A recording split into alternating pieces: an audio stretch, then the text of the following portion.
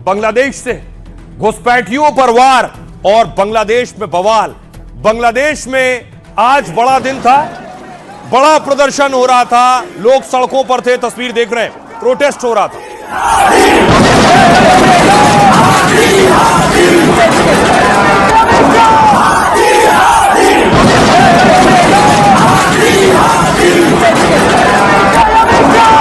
ये तस्वीर आप देख रहे हैं, बांग्लादेश में अभी भी हादी के लिए विरोध प्रदर्शन हो रहा है क्योंकि हादी के हत्यारे अब तक पकड़े नहीं गए।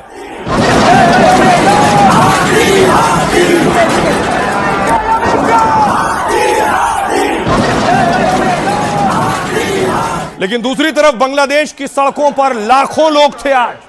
ये जो आप जन सैलाब देख रहे हैं, बांग्लादेश में क्या होने वाले पीएम का वेलकम करने के लिए लोग सड़कों पर थे।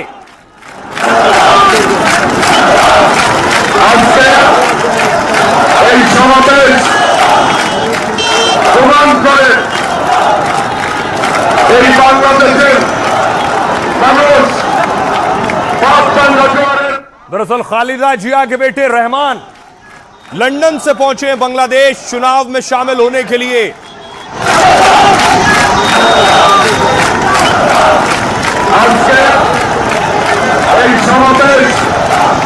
ये तस्वीर आप देख रहे हैं, रहमान बस में सवार थे, उनके चारों तरफ देखिए सेना का बड़ा सुरक्षा घेरा आपको नजर आ रहा है और जन सैलाब लोगों की बड़ी भीड़ थी खालिदा जिया के बेटे के स्वागत करने के लिए। वहां की दो बड़ी राजनीतिक शख्सियत, एक शेख हसीना, दूसरी खालिदा जिया। कहते हैं बांग्लादेश में बेगम्स के बीच फाइट होती है। ये दो बेगम और खालिदा के सुपुत्र पहुंचे हैं बांग्लादेश। तो क्या अब बांग्लादेश में शांति आएगी, जिसके आसार कम हैं, क्योंकि आपको याद होगा दीपू की हत्या के बाद खबर यह है जिस तरह दीपू को जलाया गया, अब एक और हिंदू को निशाना बनाया गया है। बड़ी खबर आपको बता दें, बांग्लादेश में एक और हिंदू की हत्या कर दी गई है। अमृत मंडल उर्फ सम्राट को पीट पीट कर, राजाबाड़ी के पांगशा इलाके की घटना है, पीट पीट कर मार दिया गया। कथित तौर पर वसूली के आरोप लगाकर हत्या हुई है। बांग्लादेश की मीडिया के हवाले से खबर मिल रही है। आपको दिखाऊं, यह तस्वीर बताई जा रही है, अमृत मंडल है जो कि हिंदू था, उसे पीट पीट कर लोगों ने मार डाला है। दीपू के बाद एक और इस तरह की मॉब लिंचिंग की खबर मिल रही है। एक और हिंदू को शिकार बनाया गया है अमृत मंडल को। यह बता रहा है कि कट्टरपंथी रुकने वाले नहीं है वहां, इसीलिए भारत में विरोध हो रहा है। भारत में आज भी प्रदर्शन हुआ है, लोग सड़कों पर निकले।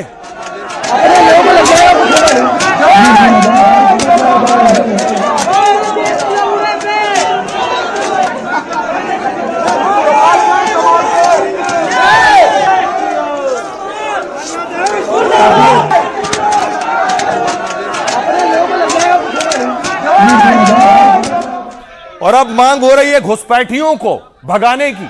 यह करनाल की तस्वीर आप देख रहे हैं, हिंदुओं पर अत्याचार का विरोध करनाल में हो रहा है और कहा जा रहा है कि जो घुसपैठिए बांग्लादेशी हैं उन्हें खदेड़ा जाए, उन्हें वापस भेजा जाए।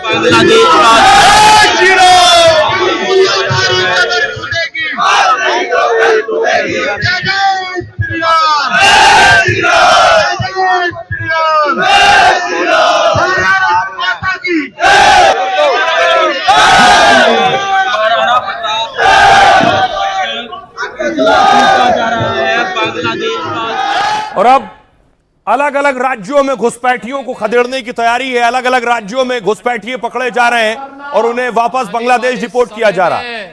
याद करना, आने वाले समय में घरों के अंदर घंटी और शंख भी नहीं बजाने देंगे। बहुत बड़ा खतरा घुसपैठियों से भी है। हमें घुसपैठ नहीं होने देनी है, घुसपैठियों को नहीं आने देना है।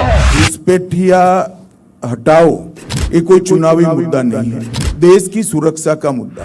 सीमावर्ती क्षेत्रों में घुसपैठियों को निकाल करके बाहर करके और जो भी आपराधिक गतिविधियों में लिप्त होगा उसकी संपत्ति को जब्त करवा करके गरीबों में बंटवाने का काम भी करने का काम एनडीए की सरकार करेगी।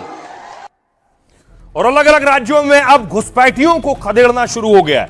असम की तस्वीर आप देख रहे हैं। असम की सिरी भूमि में भी लोगों ने घुसपैठिए को पकड़ लिया है।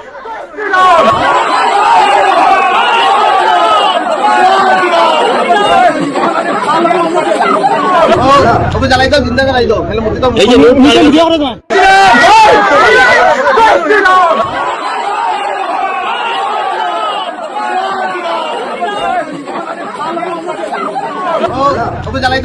दो और बताया गया इस शख्स के पास से बांग्लादेशी करेंसी बरामद हुई है, जिसके बाद लोगों ने विरोध किया। एक और तस्वीर आप देख रहे हैं, कुछ और घुसपैठिए कानपुर से गिरफ्तार किए गए संदिग्ध घुसपैठिए बांग्लादेशी।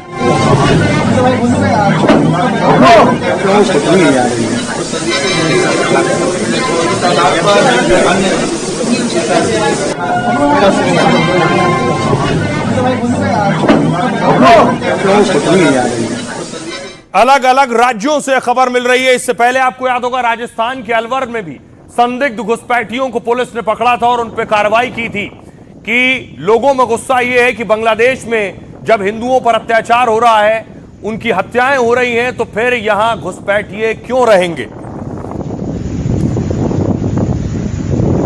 आपको बताऊं, दिल्ली वो राज्य है, उन राज्यों में शुमार है जहां से सबसे ज्यादा घुसपैठियों को वापस डिपोर्ट करके बांग्लादेश भेजा गया है। ये दिल्ली से पकड़े गए घुसपैठिए।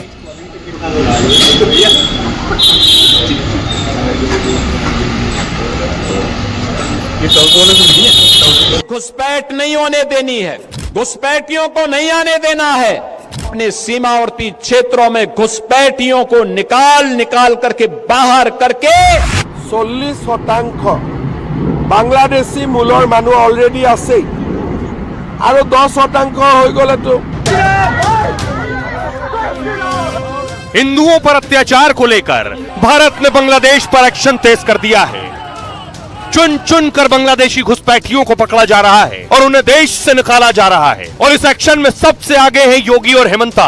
योगी ने तो घुसपैठियों के साथ बांग्लादेश सरकार को भी वार्निंग दे दी है। साफ कह दिया है, न घुसपैठिए बर्दाश्त करेंगे और न बांग्लादेश में हिंदुओं पर अत्याचार।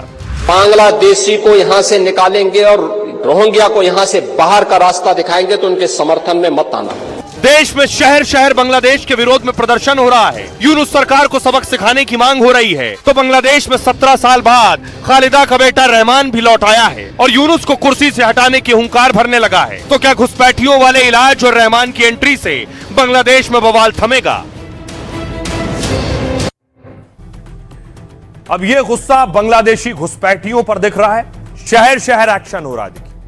बांग्लादेशी और रोहिंग्या घुसपैठियों पर योगी कड़ा एक्शन ले रहे हैं। यूपी के 17 शहरों में घुसपैठियों के खिलाफ टॉर्च ऑपरेशन चला और पुलिस के साथ एटीएस भी घुसपैठियों की धरपकड़ में लगी। इस साल करीब 6000 बांग्लादेशी घुसपैठिए पकड़े गए। गोरखपुर समेत 17 नगर निगम में डिटेंशन सेंटर बन रहा है। हेमंता सरकार घुसपैठियों के खिलाफ कड़ी कार्रवाई कर रही है। हेमंता ने 10% घुसपैठिए बढ़े तो असम बांग्लादेश बन जाएगा, हेमंता ने कहा।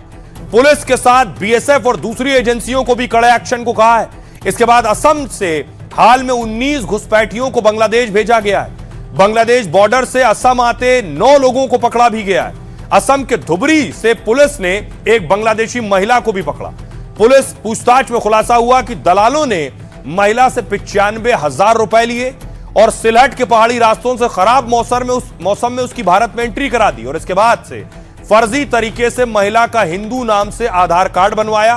2 महीने से नकली पहचान के साथ यह बांग्लादेशी महिला भारत में रह रही थी और अब हेमंता सरकार ने कानूनी तरीके से उसे डिपोर्ट करने को कहा है।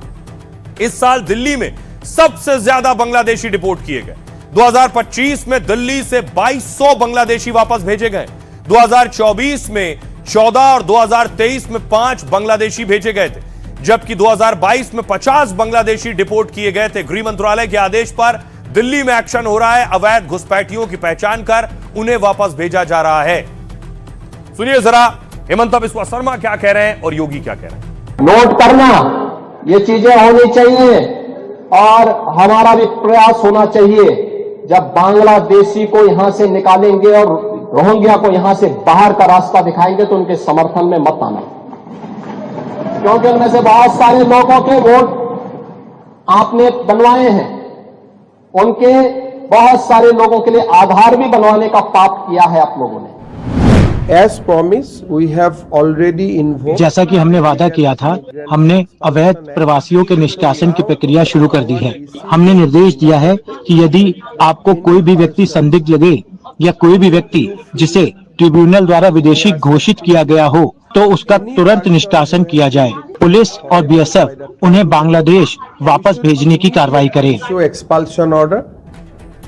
अब सवाल यह है कि जो बांग्लादेश में हो रहा है उसका रिएक्शन भी यहां दिख रहा है, लेकिन क्या बांग्लादेश में सब बदलने वाला है? क्या बांग्लादेश को नया पीएम मिलने वाला है? बांग्लादेश की ये लड़ाई दिलचस्प है। बांग्लादेश में बेगम्स के बीच लड़ाई होती रही, हसीना और खालिदा जिया, लेकिन खालिदा जिया के बेटे रहमान बांग्लादेश पहुंच गए हैं। अब तक लंदन में थे। देखिए जरा, रहमान ने जब फ्लाइट ली लंदन से, वो तस्वीर मैं आपको दिखाऊं उससे पहले ये तस्वीर देखिए।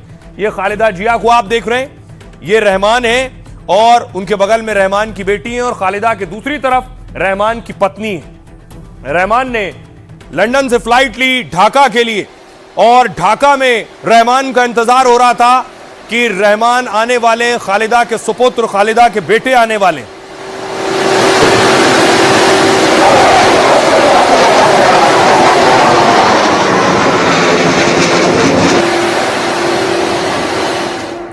उधर देखिए रहमान फ्लाइट में थे और इधर बांग्लादेश की सड़कों पर लाखों लोग रहमान का इंतजार कर रहे थे। कदम रखने की जगह नहीं थी।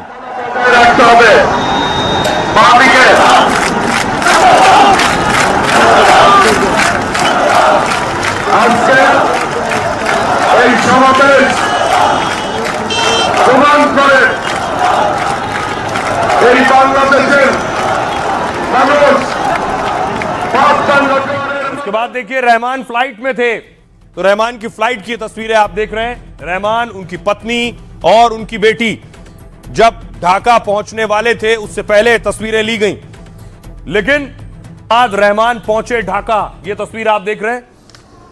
माना जा रहा है कि रहमान बांग्लादेश के अगले प्रधानमंत्री हो सकते हैं। चुनाव जीत गए और जीतने की संभावना भी है। बेशक गठबंधन से सरकार बनाए तो क्या बांग्लादेश में हालात बदलेंगे? क्या रहमान कट्टरपंथियों पर लगाम लगाएंगे? अगली तस्वीर देखिए। रहमान जब पहुंचे बांग्लादेश की सरजमी पर तो उन्होंने अपने जूते उतारे और अपने पांव जमीन पर रखे, सरजमी को महसूस करने के लिए। খালি পায়ে বাংলাদেশের মাটিতে পা রাখছেন এবং বিমানবন্দর থেকে বেরিয়েই তিনি যে কাজটি করলেন,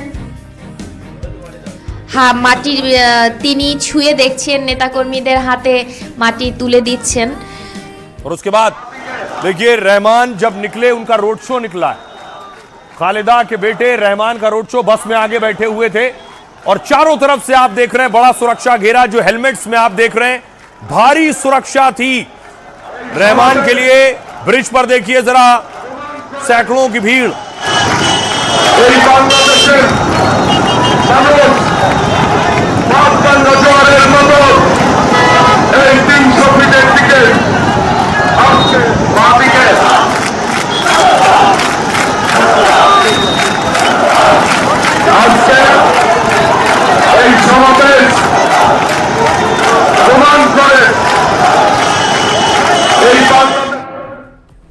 और उसके बाद बांग्लादेश के ढाका पहुंचने के बाद रहमान सबसे पहले अपनी मां खालिदा जिया से मिलने पहुंचे, क्योंकि खालिदा लंबे वक्त तक जेल में रही हैं।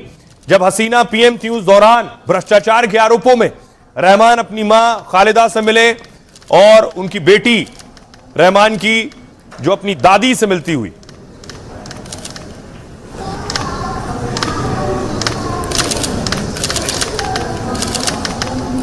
खालिदा जिया भी बांग्लादेश की प्रधानमंत्री रह चुकी हैं। फिर रहमान पहुंचे लोगों को संबोधित करने के लिए। मंच पर मौजूद थे तारिक रहमान। तारिक रहमान चुनाव लड़ने जा रहे हैं। में ही बांग्लादेश में चुनाव है, तो सवाल यह है कि बांग्लादेश के हालात क्या बदलेंगे? क्या रहमान ही बांग्लादेश के प्रधानमंत्री होंगे? क्या यूनुस की कुर्सी जाने वाली है? अब देखिए जरा बांग्लादेश की सियासत को समझिए। ये बांग्लादेश की पीएम रही खालिदा जिया, उनके बेटे रहमान। यूनुस अभी कार्यकारी पद पर है और उस तरफ आप देख रहे हैं शेख हसीना को, जो हिंदुस्तान में है। अब वो चुनाव नहीं लड़ सकती क्योंकि उनकी पार्टी को फिलहाल रोक लगाई गई आवामी लीग की चुनाव लड़ने पर। तो अब जो कुछ है खालिदा और उन्हीं की पार्टी है। खालिदा का बेटा बांग्लादेश लौटा तो 1 लाख लोग स्वागत में उमड़े थे। किसी प्रदर्शन या आंदोलन के अलावा पहली बार इतनी भीड़ उमड़ी है। बांग्लादेश को खालिदा के बेटे तारिक रहमान में पीएम नजर आता है, क्योंकि इस वक्त बांग्लादेश में राष्ट्रीय स्तर पर कोई बड़ा चेहरा और नेता नहीं है। शेख हसीना की पार्टी आवामी लीग पर बैन है, मतलब वो चुनाव नहीं लड़ सकती। दूसरी सबसे बड़ी पार्टी बीएनपी की अध्यक्ष खालिदा जिया, 80 साल इनकी उम्र हो गई। खालिदा बहुत बीमार चल रही हैं और सक्रिय राजनीति से बहुत दूर है। तारिक रहमान उनका बेटा बीएनपी के कार्यकारी अध्यक्ष है, यानी सबसे बड़े दावेदार यही हैं। इनके सामने चुनौती जमाते इस्लामी और एनसीपी जैसी कट्टरपंथी पार्टियों को संभालना है। एनसीपी हसीना विरोधी आंदोलन के बाद बनी है, कोई अनुभवी नेता नहीं है, कोई जनाधार नहीं है। जमाते इस्लामी भारत और बांग्लादेश विरोधी पार्टी मानी जाती है। सालों तक बांग्लादेश में बैन रही, यूनुस सरकार ने उससे बैन हटाया, लेकिन जमाते इस्लामी का आम जनता पर ज्यादा असर या पैठ नहीं। 6314 दिन यानी 17 साल बाद लौटे तारिक का दावा सबसे मजबूत है। 60 साल के तारिक रहमान बांग्लादेश का डार्क प्रिंस कहा जा रहा है इन्हें। बांग्लादेश की आजादी की लड़ाई के वक्त रहमान भी गिरफ्तार हुए थे। 16 दिसंबर 1971 को रिहा हो गए और लेकिन रियासत में 1988 में आए, सियासत में आए, जबकि उनकी मां खालिदा सत्ता में थी। तब रहमान पर कई गंभीर आरोप लग चुके हैं। 2007 में खालिदा के सत्ता से हटते ही तारिक रहमान गिरफ्तार हो गए। उन पर भ्रष्टाचार के 84 केस और हसीना की रैली पर हमला करने का आरोप लगा।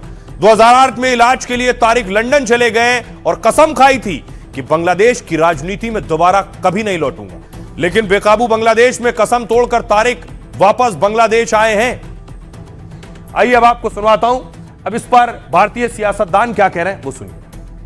तुष्टीकरण का राजनीति मुस्लिम वोट बैंक को ठीक रखने के लिए वो हिंदू जब अत्याचारित होता है बात नहीं बोलता है, और जब गाजा में बम पड़ता है तब मिছিল करता है। कलकत्ता में पाकिस्तान में जब भारत ऑपरेशन करता है युद्ध होना है, शांति चाहिए बोलता है।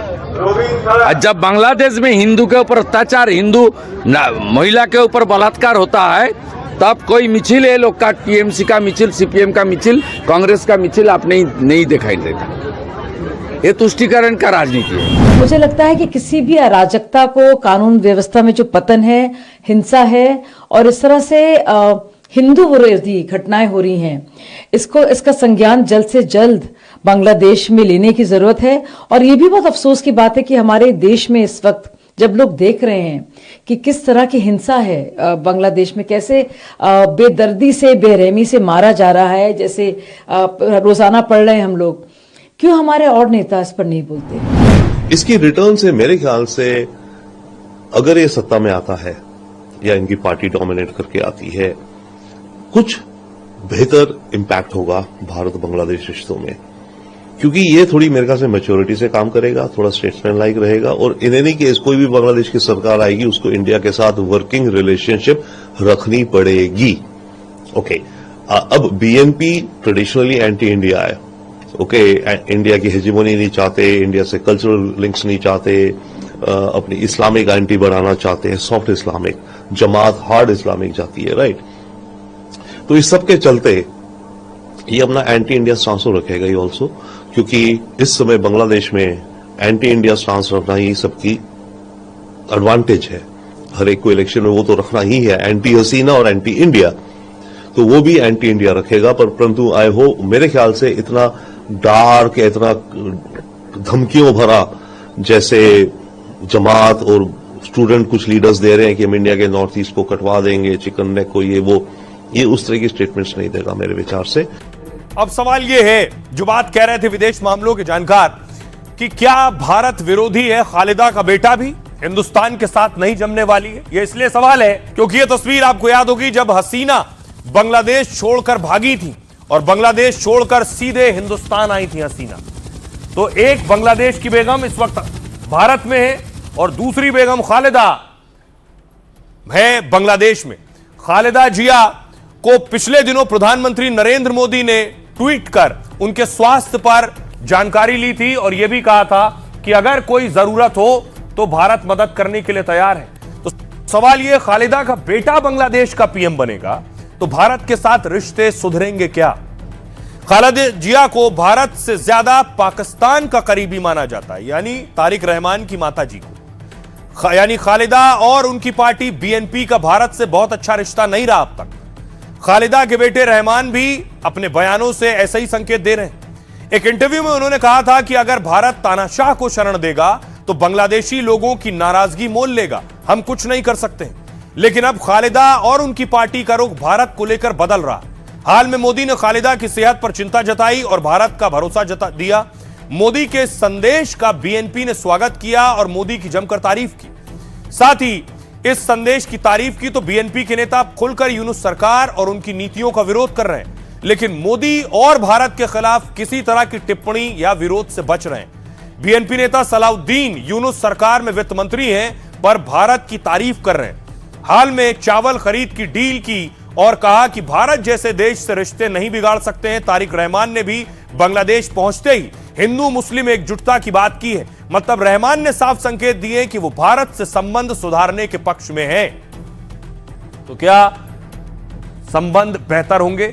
सुनिए जरा विदेश मामलों के जानकार संजीव श्रीवास्तव क्या कह रहे हैं।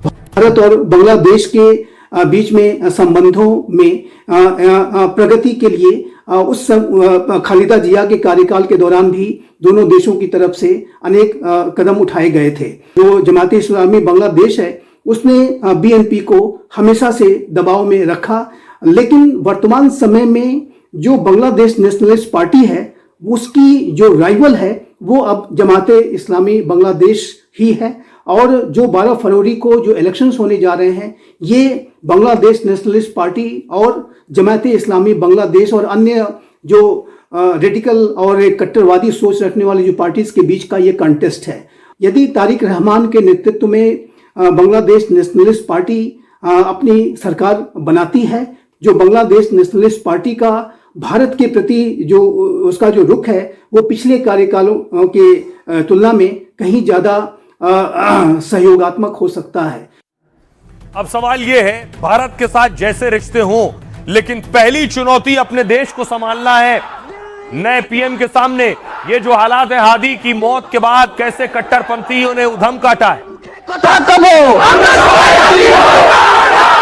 दिल्ली ना ढाका, गुलामी ना आजादी, सबाई हादी हबो। आज भी अब भी हादी के हक में प्रदर्शन हो रहे हैं, क्योंकि हादी के हत्यारों को अब तक यूनुस की सरकार पकड़ नहीं पाई है।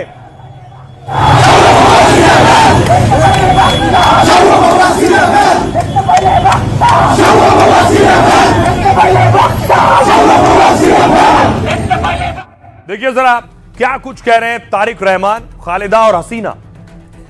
अब सवाल यह है कि तारिक रहमान जो कि बीएनपी के कार्यकारी अध्यक्ष हैं, बांग्लादेश के होने वाले पीएम हैं, 1971 में हमें काफी कुर्बानियों के बाद आजादी मिली, ये कह रहे हैं तारिक रहमान। देश के लोगों और भविष्य के लिए मेरे पास प्लान है। मुस्लिम, हिंदू, बौद्ध, ईसाई सभी एकजुट होकर रहें। हम बांग्लादेश में शांति और स्थिरता चाहते हैं। 2024 में आंदोलन के बहादुर नेता हादी को गोली मारी गई, लेकिन नए बांग्लादेश में अब यह सब नहीं चलेगा।